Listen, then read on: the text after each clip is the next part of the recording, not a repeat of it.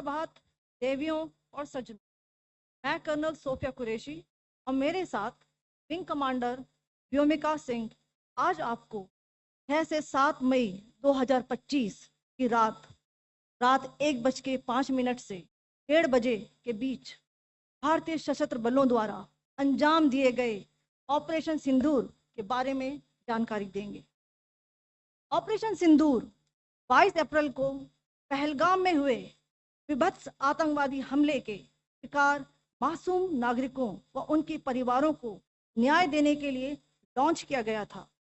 इस कार्रवाई में 9 टेररिस्ट कैंप्स को टारगेट किया गया और पूरी तरह से इसे बर्बाद किया गया। पाकिस्तान में पिछले 3 दशकों से टेरर इंफ्रास्ट्रक्चर का निर्माण हो रहा है।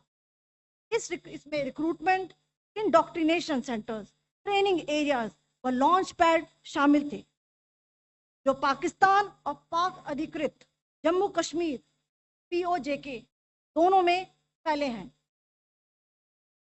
Operation Sindoor was launched by Indian Armed Forces to deliver justice to the victims of Pahalgam terror attack and their families. 9 terrorist camps were targeted and successfully destroyed. Over the last 3 decades, Pakistan has systematically built terror infrastructure. It is a complex web of recruitment and indoctrination centers, training areas for initial and refresher courses, and launch pads for handlers. These camps are located both in Pakistan as well as Pakistan-occupied Jammu and Kashmir areas. Some of the well-known training camps are located, as you can see on the screen. They are distributed from Sawai Nala in the north, counting to approximately 21, ending at Bhagalpur to the south. इन लक्ष्यों का चयन विश्वसनीय intelligence सूचनाओं के आधार पर हुआ ताकि आतंक गतिविधियों की रीढ़ तोड़ी जा सके, और यह खास ध्यान दिया गया कि निर्दोष नागरिकों और सिविलियन इंस्टॉलेशन को नुकसान न पहुंचे।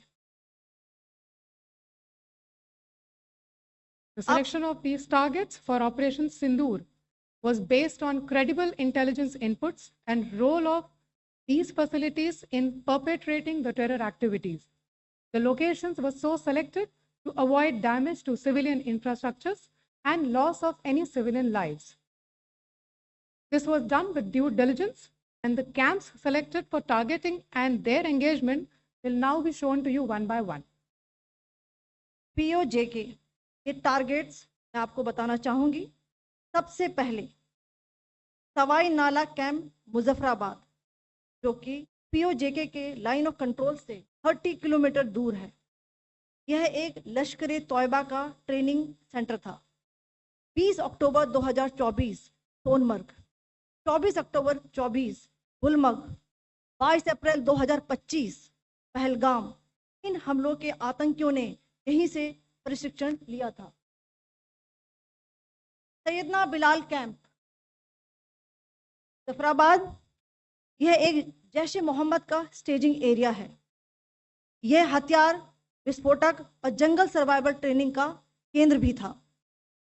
गुलपुर कैंप कोटली, यह LOC से 30 किलोमीटर दूर था। लश्कर तोयबा का बेस था, जो रजौरी पुंछ में सक्रिय था।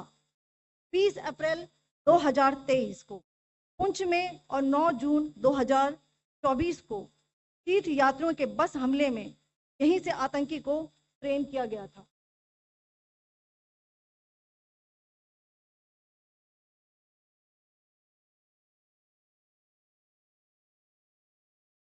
बरनाला कैंप भिम्बर, ये LOC से 9 किलोमीटर दूर है। यहाँ पर हथियार हैंडलिंग, IED व जंगल सर्वाइवल का प्रशिक्षण केंद्र था।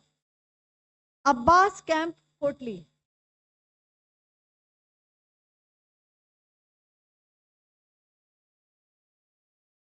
यह LOC से 13 किलोमीटर दूर है।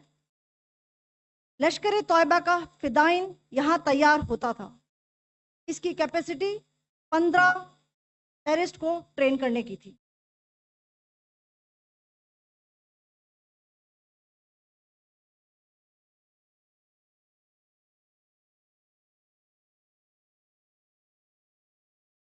अब मैं पाकिस्तान के अंदर के टारगेट से अवगत कराना चाहूंगी। पहला, सर्जिकल कैंप सियालकोट। यह अंतर्राष्ट्रीय सीमा से 6 किलोमीटर की दूरी पर है, सांबा कटवा के सामने।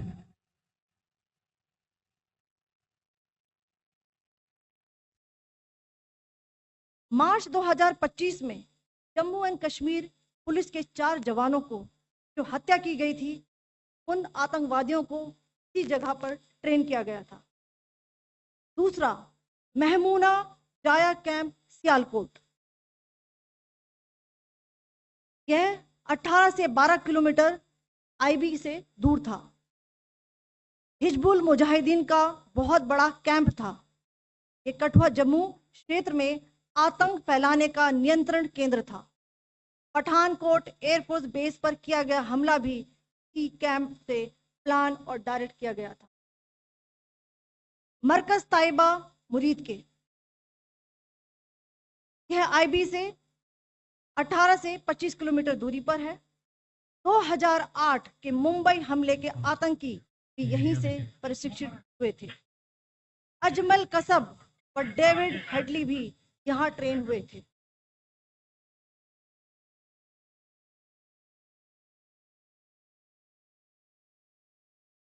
आगे दूसरा आया।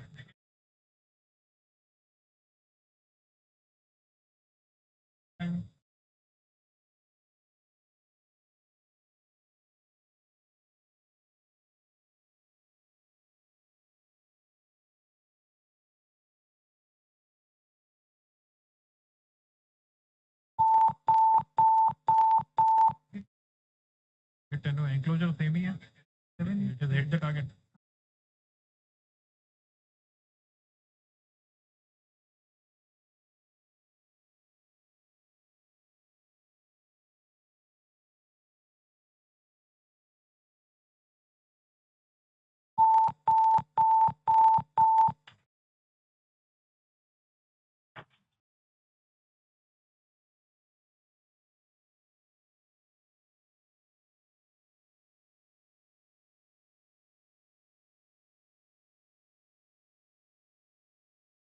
मरकज सुभान अल्लाह भावलपुर, ये इंटरनेशनल बाउंड्री से 100 किलोमीटर दूर है। जैश ए मोहम्मद का मुख्यालय था। यहाँ पर रिक्रूटमेंट, ट्रेनिंग व इंडोक्ट्रिनेशन का केंद्र भी था। शीर्ष आतंकी अक्सर यहाँ आते थे। मैं आप सबको बताना चाहती हूँ कि किसी भी सैन्य ठिकाने का निशाना नहीं बनाया गया और अभी तक किसी तरह की नागरिक क्षति की रिपोर्ट नहीं है। धन्यवाद। जय Hind. The strike on the terror camps were undertaken through precision capability, as shown to you. A niche technology weapons with careful selection of warheads was ensured so that there will be no collateral damage. The point of impact in each of the target was a specific building or a group of buildings.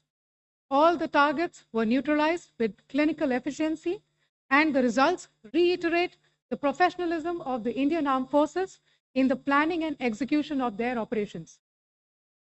No military establishments were targeted. India has demonstrated considerable restraint in its response. However, it must be said that the Indian Armed Forces are fully prepared to respond to Pakistani misadventures, if any, that will escalate the situation. Jai Hind, and thank you very much.